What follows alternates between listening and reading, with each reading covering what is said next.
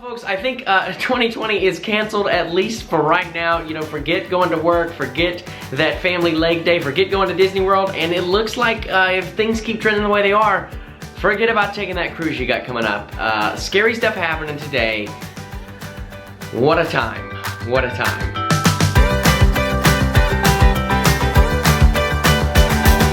What is going on, everybody? Welcome back to Cruise with Josh. Here on this channel, we typically focus on travel and cruising and family fun and all of that stuff wrapped up into a nice big bubble. But unfortunately today, you're not going to be finding a lot of that with what is going on with CV-19 here in the world.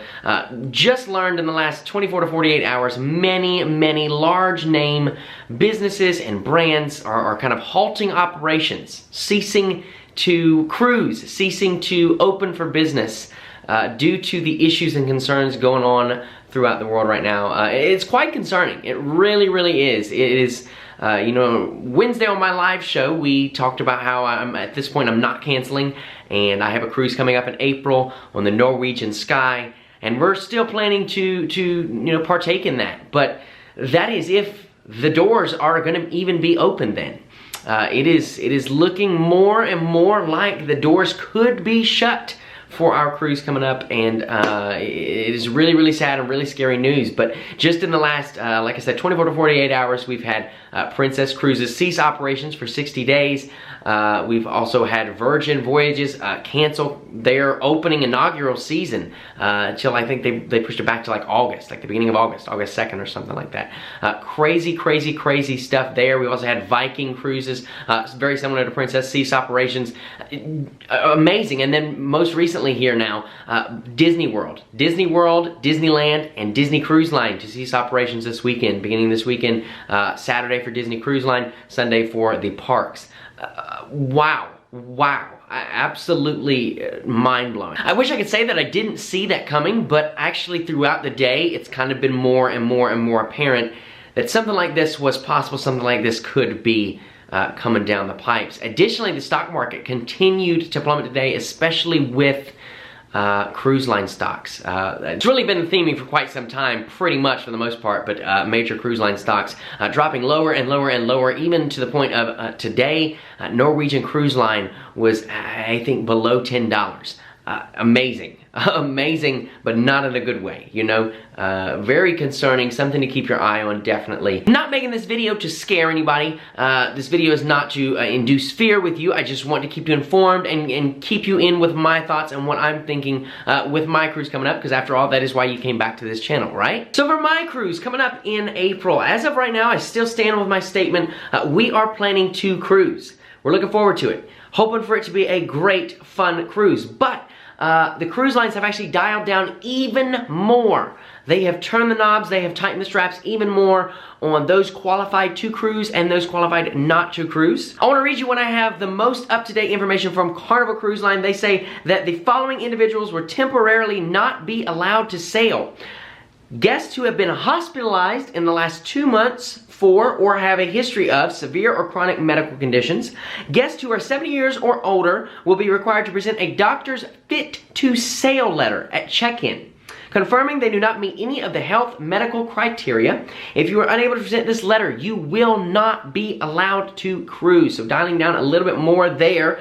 They say guests who have been to or traveled through China, Hong Kong, Machu, South Korea, Italy, Iran, Japan, Singapore in the last 20 days prior to embarkation. Now the thing to note there is that's going to affect a lot of crew members from all the cruise lines. That's going to affect a lot of crew members. So very interesting stuff there. I think that could be leading into some of these cancellations and some of these halts on operations, is because, I mean, think of how many crew are coming from these foreign countries and stuff. How are they going to get here if they, you know, if they've been home in the last 20 days? What, are they supposed to fly to the U.S. and chill on Miami Beach for 20 days? I don't know. And then the final addition is guests who have been in contact with another person diagnosed with or tested for CV-19. Anyone who meets any of the above criteria must cancel their reservation and may select one of the following options, and then it goes on to say they'll give you 100% future cruise credit. They've upped the onboard credit now. It's like $300 and $600 respectively, so definitely read into that. And all the cruise lines are putting out different policies. I know Princess is doing like 225% future cruise credit. So basically you get a future cruise credit for your cruise, another cruise, and then 25%. I mean, that's, wow, that's amazing. I believe Virgin Voyages is doing something very similar to that as well, but very interesting stuff. I'm curious to see if the other major ones like Norwegian and Royal Caribbean, Carnival, if they are going to follow suit. I'm leaning towards no, at least for now. If things get worse, obviously it's going to be inevitable, but at least for now, I'm leaning towards no, and let me tell you why. You look at the demographic that Princess and Viking caters to. I can even see Holland America jumping on board with this. But they cater primarily to the elderly, right? It's not that kids don't sail on Princess, and that kids don't sail on Viking. I mean, not a lot on Viking, but it's just not, you know, it's not their forte. It's not, they don't specialize in kids programs. They don't, they specialize more in adult programs and adult cruises and things like that.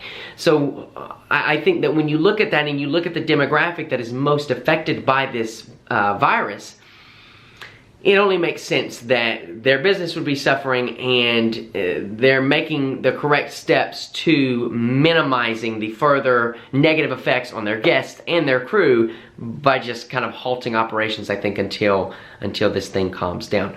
The big one that has shocked me and surprised me that they've done it this early has been Disney. Disney Cruise Line and Disney World.